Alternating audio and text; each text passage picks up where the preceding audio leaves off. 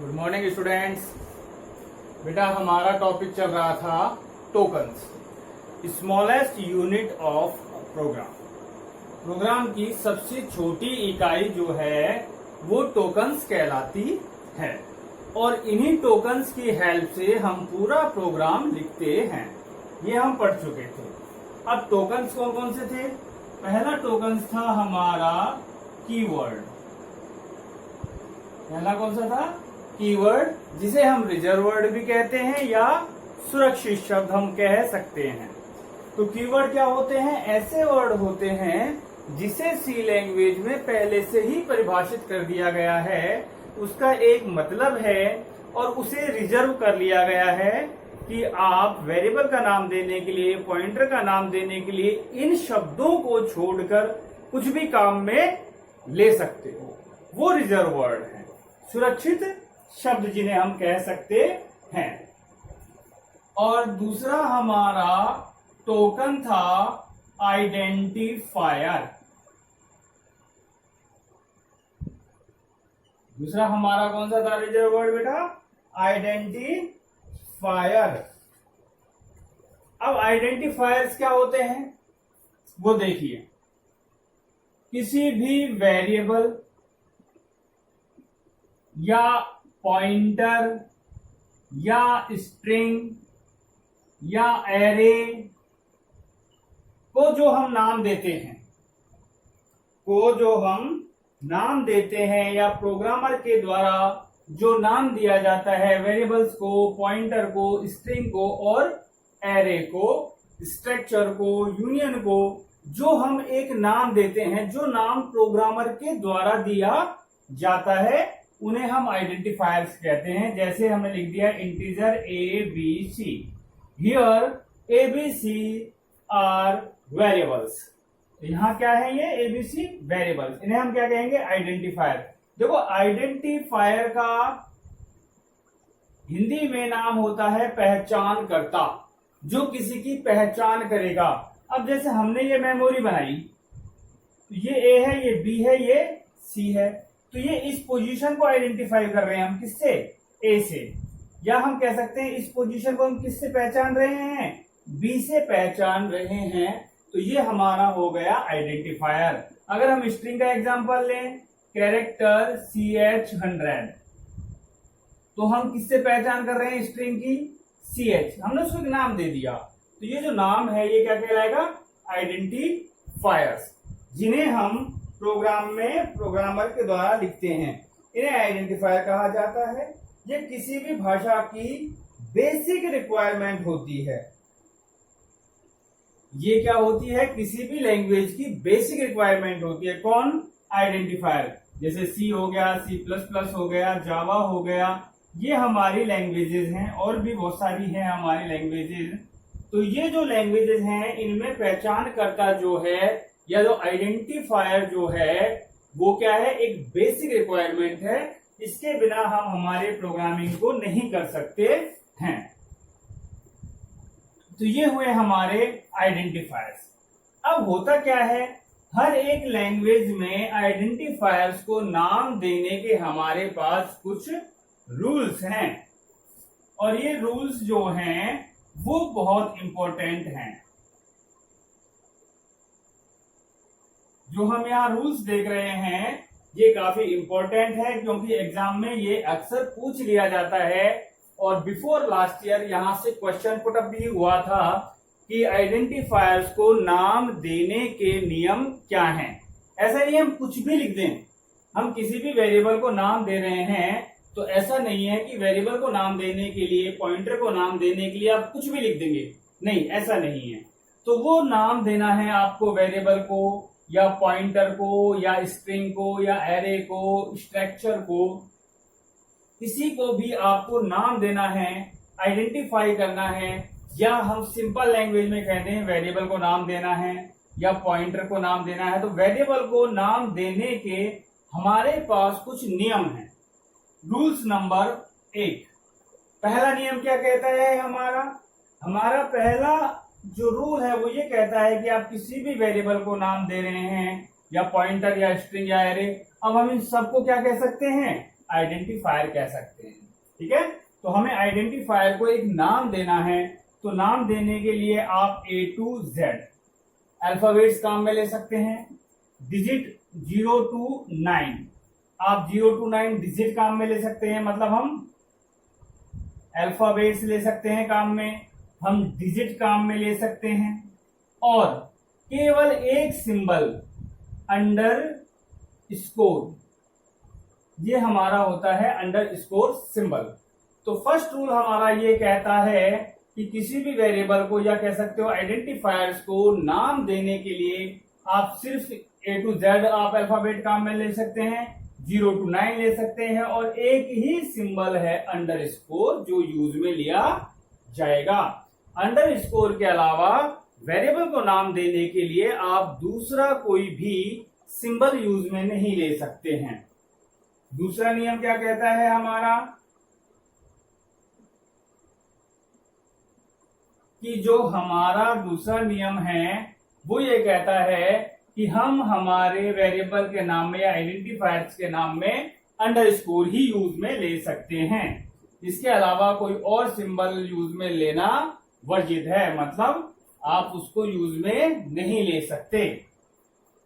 अब देखिए, अब जैसे हम यहाँ पर एक एग्जांपल लें, हमने कहा डाटा टाइप हो गया इंटीजर और वेरिएबल का नाम हो गया ए क्या है, अल्फाबेट है, तो ये सही है नाम। हमने लिख दिया इंटीजर A1, ये नाम भी बिल्कुल वैलिड है, क्योंकि देखिए हमने यहाँ पे वेरिएबल के नाम में क्या लिया, अल्फाबेट्स और न्यूमेरिक वैल्यू, तो कोई दिक्कत ही नहीं है। अच्छा, अगर हम दूसरा एग्जांपल लें इंटीजर A_B, तो ये भी वैलिड है। अच्छा, माइनस में और अंडर स्कोर में क्या डिफरेंस है वो भी आप देख लीजिए, A-B, A_B, तो ये बीच में जो सिंबल आएगा वो माइनस का है और बिल्कुल नीचे साइड में जो आएगा वो अंडर स्कोर है। तो हमने देखो यहाँ पे एक वेरिएबल को नाम दिया, अब ये एक ही नाम है, ये दो नाम नहीं है A-B।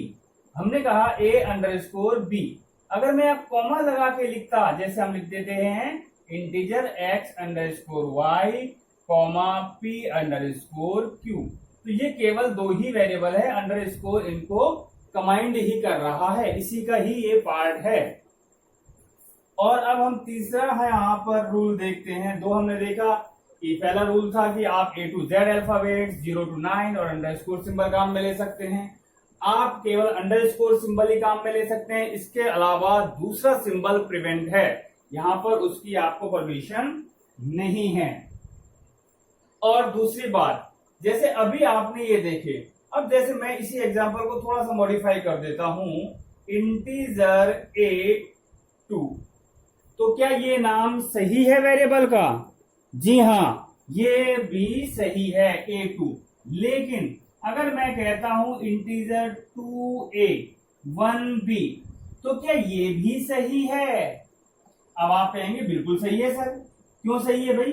अरे सर 0 to 9 में आ ही रहा है 2 और 8 अल्फाबेट्स में आ रहा है, तो आप कहोगे कि ये सही है। जी नहीं, ये गलत है।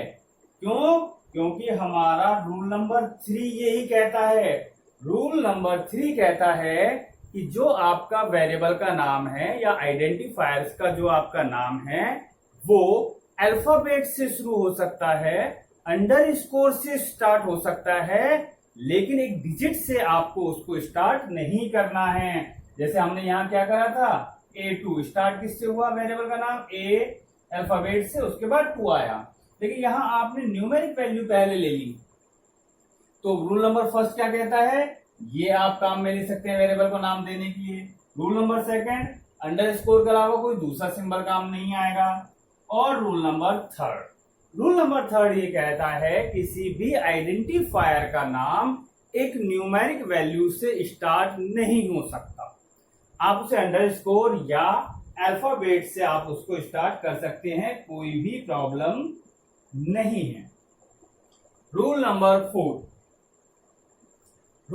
4 ये कहता है कि किसी भी आइडेंटिफायर को, आइडेंटिफायर किसे कह रहे हैं हम यहाँ पर, variable, pointer, string, array, structure, इनके जो नाम है उन्हें हम आइडेंटिफायर कह रहे हैं। तो हमारा जो आइडेंटिफायर है उसको नाम देने के लिए आप कीवर्ड्स यूज में नहीं ले सकते।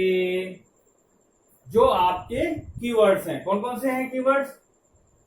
जैसे गो टू, ठीक है, स्विच, फॉर, व्हाइल, इस तरह से ये सब क्या है? रिजर्व वर्ड हैं। तो किसी भी आइडेंटिफायर का नाम अगर आपको देना है तो ये जो रिजर्व वर्ड है हमारे, जिनको मैं आपको एक लिस्ट भेजी थी आपको नोट्स में, उनके अलावा आप किसी दूसरी चीज को यूज में, मतलब सॉरी, आपको जो भी कीवर्ड्स हैं उनको यूज में आप नहीं ले सकते हैं। इसके अलावा आप किसी भी चीज को यूज में ले सकते हैं। तो ये थे हमारे आइडेंटिफायर्स और आइडेंटिफायर्स को नाम देने के रूल्स। तो रूल्स एक बार एग्जाम में पूछा भी गया था कि आइडेंटिफायर्स को नाम देने के नियम क्या हैं। अब हमारे पास हम पढ़ चुके हैं 3 टोकन। हमारे पास कितने टोकन थे? 5 टोकन हमने आपको बताए हैं और 5 टोकन में से हम 3 टोकन डिस्कस कर चुके हैं। तो टोकन पहला कौन सा था? कीवर्ड। दूसरा टोकन हमारा हो गया आइडेंटिफायर और हमारा थर्ड टोकन है यहां कांस्टेंट। हिंदी में इसे हम अचर कहते हैं। अब कांस्टेंट क्या होते हैं? ऐसी वैल्यू जो पूरे प्रोग्राम के दौरान चेंज ही ना होती हो। ऐसी वैल्यू जो पूरे प्रोग्राम के दौरान चेंज ना हो उसे हम कांस्टेंट वैल्यू कहते हैं। जैसे हमने लिखा integer a is equal to 5 and b is equal to 6 और हमने यहां कहा c is equal to a plus b, या आप कह सकते हो a is equal to a plus b। अब देखिए, और b is equal to b minus a। हमने यहां 2 वेरिएबल ले लिए a और b। a की वैल्यू हमने ले ली 5। देखिए अब आपके ये हो गए वेरिएबल a और b। a में क्या स्टोर हो गया? 5। b में क्या स्टोर हुआ? 6। अब हमने कहा a is equal to a plus b, मतलब a और b को सम करके वापस a में ही स्टोर करना है। देन a 5 है और b 6 है, तो कितना हुआ? 11। तो a में कितना स्टोर हो गया? 11। तो a में जो 5 स्टोर है उसे रिमूव किया जाएगा और वहां पर क्या स्टोर कर दिया जाएगा? 11। अब b is equal to b minus a, b कितना है? 6, a कितना है? 5। 6 माइनस 5 इजकल टू 1। तो अब b में क्या स्टोर हो जाएगा? 1।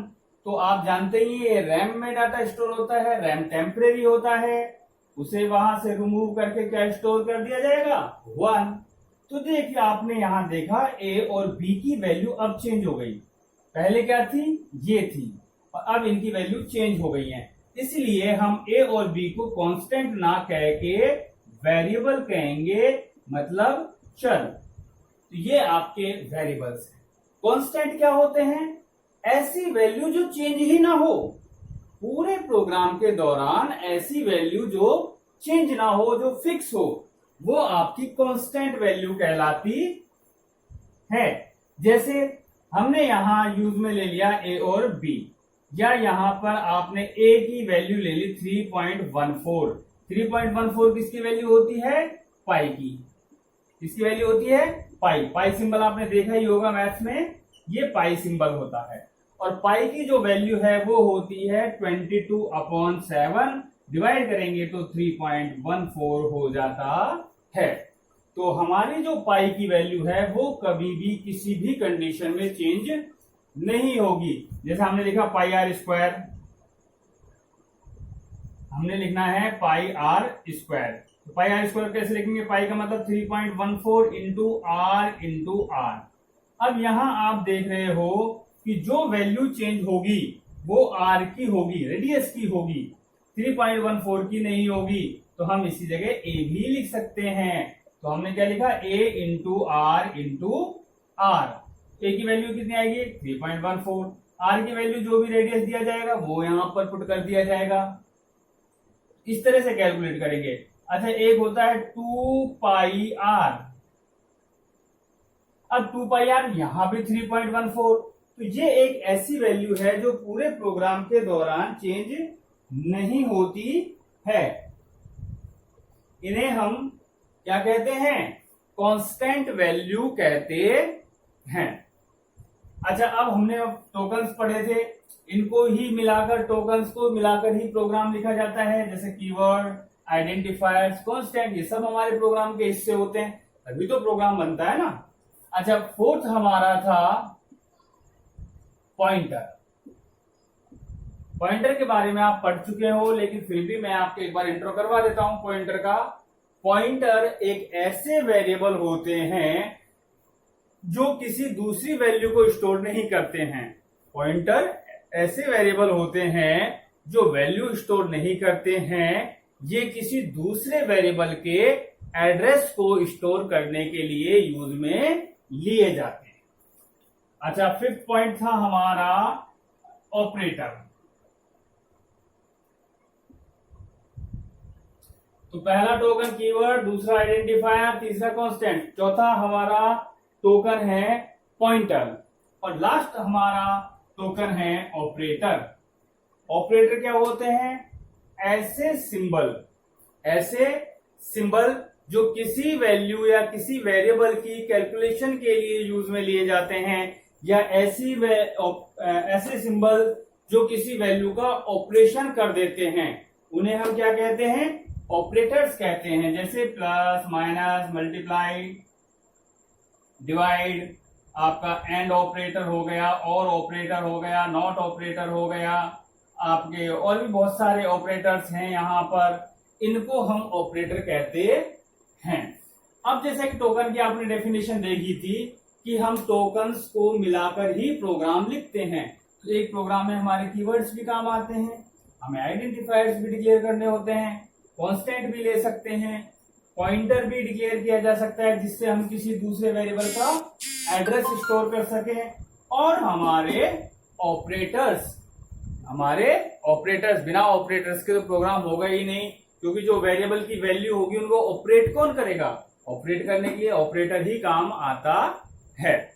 और वैसे भी जो ऑपरेटर टॉपिक है बेटा, हमारा जो इसके बाद चैप्टर आने वाला है, ये 6 चैप्टर चल रहा है। 7 चैप्टर जो हमारा आएगा, तो 7 चैप्टर का नाम ही ऑपरेटर है, तो हम वहां पर डिटेल में ऑपरेटर्स को पढ़ेंगे। कौन कौन से ऑपरेटर हैं, क्या क्या उन ऑपरेटर्स का काम है, किस तरह से वो काम करते हैं। तो सिर्फ आपको यहां समझना था टोकन, और ये हमारे टोकन्स हैं। एक चीज और मैं आपको बता दूं, tokens, keyword, identifier, operator, pointer और कांस्टेंट, इनमें से किसी की भी डेफिनेशन इस बार एग्जाम में पूछी जा सकती है। सारी की सारी डेफिनेशन इंपॉर्टेंट है, या तो 1 नंबर में या 2 नंबर में डेफिनेशन 101% पूछता है। Thank you.